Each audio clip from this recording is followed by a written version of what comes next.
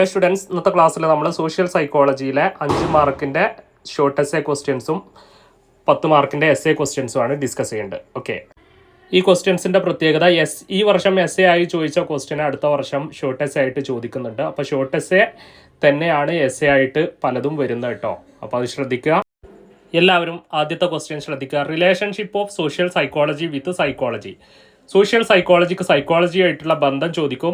അപ്പോൾ social psychology and general psychology എന്ന് പറഞ്ഞിട്ട് ഞാൻ തന്നിട്ടുണ്ട്. ഒന്നാമത്തെ മൊഡ്യൂളിൽ heading social psychology and general psychology, അതാണ് എഴുതേണ്ടത്. ഓക്കെ, രണ്ടാമത്തെ ക്വസ്റ്റ്യന് കൺസെപ്റ്റ് ഓഫ് ഇൻട്രസ്പെക്ഷൻ എന്നുള്ള ക്വസ്റ്റ്യന് ഇതിനുള്ള ആൻസർ നമുക്ക് മൂന്നാമത്തെ മൊഡ്യൂളിൽ ഫസ്റ്റ് തന്നെ ഞാൻ തന്നിട്ടുണ്ട്. ഇൻട്രസ്പെക്ഷൻ എന്താണെന്നുള്ളത്. അപ്പോൾ ഇൻട്രസ്പെക്ഷന് മൂന്നാമത്തെ മൊഡ്യൂളിലുള്ള ക്വസ്റ്റ്യൻ ആണെന്ന് മനസ്സിലാക്കുക. മുൻ വർഷങ്ങളിൽ ചോദിച്ചിട്ടുണ്ട്. അതുപോലെ തന്നെ methods of studying social psychology, ഇത് ഫസ്റ്റ് മൊഡ്യൂളിൽ methods of studying social psychology എന്ന് പറഞ്ഞിട്ട് കൊടുത്തിട്ടുണ്ട്. ഫസ്റ്റ് മൊഡ്യൂളിൽ തന്നെ ഉണ്ട്. ആ ഭാഗം ശരിക്കും നോക്കുക. ഓക്കെ, അടുത്തത് social learning theory of Albert ബന്ദൂരൻ്റെ സോഷ്യൽ ലേണിംഗ് തിയറി. അപ്പോൾ ബോബോഡോൾ എക്സ്പെരിമെൻറ്റും ഇതൊക്കെ നമ്മൾ പറഞ്ഞിട്ടുണ്ട്. ആ ഭാഗം സോഷ്യൽ ലേണിംഗ് പെർസ്പെക്റ്റീവ് എന്ന് പറയുന്ന ഭാഗം ഒന്നാമത്തെ മൊഡ്യൂളിലുണ്ട്. ആ ഭാഗം നോക്കുക. ഓക്കെ, അടുത്തത് ഡിഫറെൻറ്റ് കോഗ്നിറ്റീവ് പ്രോസസ്സ്. അപ്പോൾ ഇത് രണ്ടാമത്തെ മൊഡ്യൂളിൽ കോഗ്നിറ്റീവ് പ്രോസസ്സ് പലതും പറയുന്നുണ്ട്. ലേണിങ്, തിങ്കിങ്, ഇങ്ങനെയുള്ള കുറേ എണ്ണം പറയുന്നുണ്ട്. അതൊക്കെ ഉൾപ്പെടുത്തി എഴുതുക. ആറാമത്തെ ക്വസ്റ്റ്യൻ ശ്രദ്ധിക്കുക. Cognitive and emotional development during middle age. ഏഴാമത്തത് cognitive and emotional development during childhood.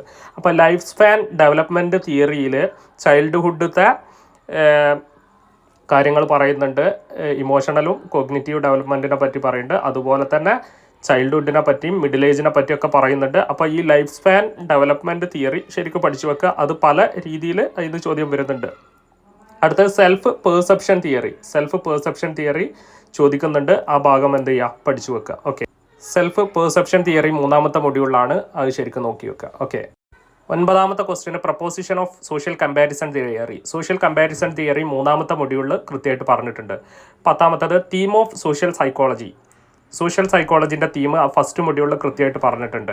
അടുത്തത് ABC മോഡൽ ഓഫ് ആറ്റിറ്റ്യൂഡ് നമ്മൾ കൃത്യമായിട്ട് പറഞ്ഞിട്ടുള്ളത് നാലാമത്തെ മൊഡ്യൂളിൽ കേട്ടോ. നാലാമത്തെ മൊഡ്യൂളാണ് ABC മോഡൽ ആവർത്തിച്ച് ചോദിച്ചിട്ടുണ്ട്. Positive mode of affect social behaviour അല്ലെങ്കിൽ പ്രോ സോഷ്യൽ ബിഹേവിയർ എന്നൊക്കെ ചോദിക്കും. അപ്പോൾ pro social behaviour, positive moods, negative mood, ഈ ഭാഗമൊക്കെ കൃത്യമായിട്ട് പഠിച്ചു വെക്കുക. അപ്പോൾ ഈ പ്രോ സോഷ്യൽ ബിഹേവിയർ എപ്പോഴും ചോദിക്കുന്നുണ്ട്. അത് ശരിക്കും പഠിച്ചു വെക്കുക. Self perception and social comparison theory മൂന്നാമത്തെ മൊഡ്യൂളിലുള്ള തിയറികളാണ്. അത് ശരിക്കും പഠിച്ചു വെക്കുക. എപ്പോഴും ചോദിക്കുന്നുണ്ട്. സെൽഫ് അവയർനെസ് തിയറി മൂന്നാമത്തെ മൊഡ്യൂളിൽ തന്നെയാണ് ഇതും ചോദിക്കുന്നുണ്ട്. മനസ്സിലായോ? ഈ 5 മാർക്കിൻ്റെ പറഞ്ഞത് ചിലതൊക്കെ 10 മാർക്കിന് ചില പരീക്ഷകളിൽ ചോദിച്ചിട്ടുണ്ട് കേട്ടോ. അപ്പോൾ അതും പഠിച്ചു വെക്കുക. ഓക്കെ, ഇനി 10 മാർക്കിൻ്റെ ക്വസ്റ്റ്യൻസ്. അതിൽ ഏറ്റവും ആവർത്തിച്ച് ചോദിക്കുന്ന ഒരു ക്വസ്റ്റ്യനാണ് nature, subject matter and scope of social psychology. ശരിക്കും പഠിച്ചു വെക്കുക. ഒരുപാട് പ്രാവശ്യം ആവർത്തിച്ച് ചോദിച്ചിട്ടുണ്ട്. ഒന്നാമത്തെ മൊഡ്യൂളിൽ കൃത്യമായിട്ട് ഞാൻ പറഞ്ഞിട്ടുണ്ട് കേട്ടോ. അടുത്ത ക്വസ്റ്റ്യന് സെൻസറി പെർസെപ്ച്വൽ പ്രോസസ്സ്. ഇത് എപ്പോഴും ചോദിക്കുന്ന ഒരു ക്വസ്റ്റ്യനാണ്. സെൻസറി പെർസെപ്ച്വൽ പ്രോസസ്സ്, അത് കൃത്യമായിട്ട് സെൻസറി പെർസെപ്ഷൻ പ്രോസസ്സ് കൃത്യമായിട്ട് നമ്മൾ എഴുതി പറഞ്ഞിട്ടുണ്ട്. രണ്ടാമത്തെ മൊഡ്യൂളിൽ പറഞ്ഞിട്ടുണ്ട് കേട്ടോ. കൃത്യമായിട്ട് പഠിച്ചു വെക്കുക. Self perception theory in psychology, അതും എല്ലാവരും പഠിച്ചു വെക്കുക. അതും ഏകദേശം രണ്ടാമത്തെ മൊഡ്യൂളിൽ തന്നെയാണ് സെൽഫ് പെർസെപ്ഷൻ തിയറി കേട്ടോ. അതുപോലെ തന്നെ സെൽഫ് അവയർനെസ് തിയറി, അതും നമ്മൾ എന്ത് ചെയ്തിട്ടുണ്ട്, പറഞ്ഞിട്ടുണ്ട്. സെൽഫ് അവയർനെസ് തിയറി അത് മൂന്നാമത്തെ മൊഡ്യൂളിൽ കൃത്യമായിട്ട് പറഞ്ഞിട്ടുണ്ട്. അപ്പോൾ അവസാനത്തത് ടൈപ്സ് ഓഫ് പെർസോസീവ് ടെക്നിക്ക്, അത് നാലാമത്തെ മൊഡ്യൂളിൽ. ടൈപ്സ് ഓഫ് പെർസോസീവ് ടെക്നിക്ക് നാലാമത്തെ മൊഡ്യൂളിൽ. ഇത്രയുമാണ് നമുക്ക് 10 മാർക്കിൻ്റെ ക്വസ്റ്റ്യൻസ്. അപ്പോൾ 5 മാർക്കിൻ്റെ 10 മാർക്കിൻ്റെ എന്ന് ഡിഫറൻസ് പഠിക്കേണ്ട. 5ഓ 10ഓ മാർക്കിന് ചോദിക്കുന്ന കുറേ ക്വസ്റ്റ്യൻസ് തന്നിട്ടുണ്ട്. ഇതൊക്കെ പഠിച്ചു പോവുക. ഓക്കെ.